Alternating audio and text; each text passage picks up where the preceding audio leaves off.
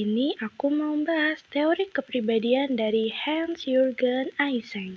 Hans lahir pada tanggal 4 Maret 1916 di Berlin, Jerman, dan meninggal pada 4 September 1997 di London, Inggris. Hans terkenal sebagai psikolog yang berfokus pada kepribadian dan kecerdasan. Ia merupakan psikolog Inggris yang paling sering dikutip dalam jurnal ilmiah. Ia juga produktif dalam menulis 79 buku dan lebih dari 1000 artikel. Dalam melihat kepribadian manusia, Hans menggunakan pendekatan behaviorisme. Meskipun Hans penganut behaviorisme, ia melihat perbedaan kepribadian berdasarkan faktor keturunan. Dimensi kepribadian menurut Hans dibagi menjadi 3, yaitu extraversion, neuroticism, dan psychoticism. Dari ketiga dimensi tersebut, masing-masing memiliki 2 kutub, yaitu extraversion, introversion, neuroticism, emotional stability, dan psychoticism, impulse control. Masing-masing kutub dari dimensi kepribadian saling bertentangan. Dari ketiga dimensi tersebut, terdapat beberapa trait. Mari kita bahas satu persatu dari dimensi kepribadian menurut Hans. Yang pertama, extraversion. Extraversion lebih berorientasi pada dunia luar, cenderung mudah bersosialisasi, impulsif, tegas, dan dominan.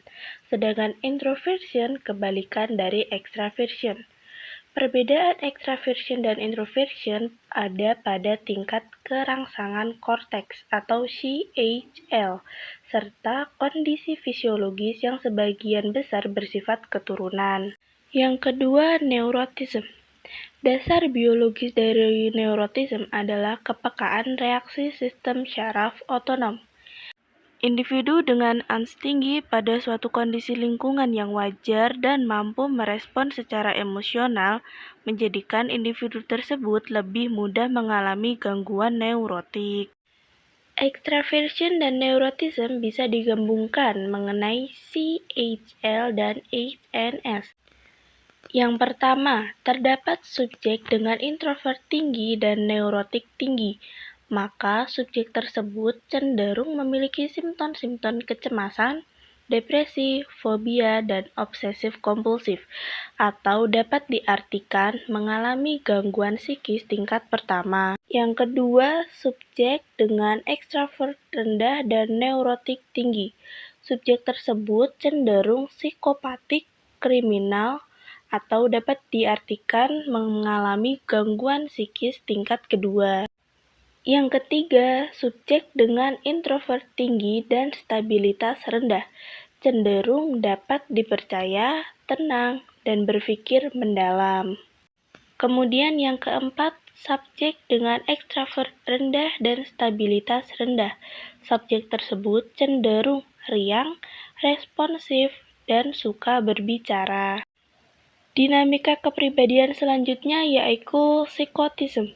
Individu dengan psikotisme tinggi cenderung agresif, antisosial, keras kepala, egosentris, dan dingin.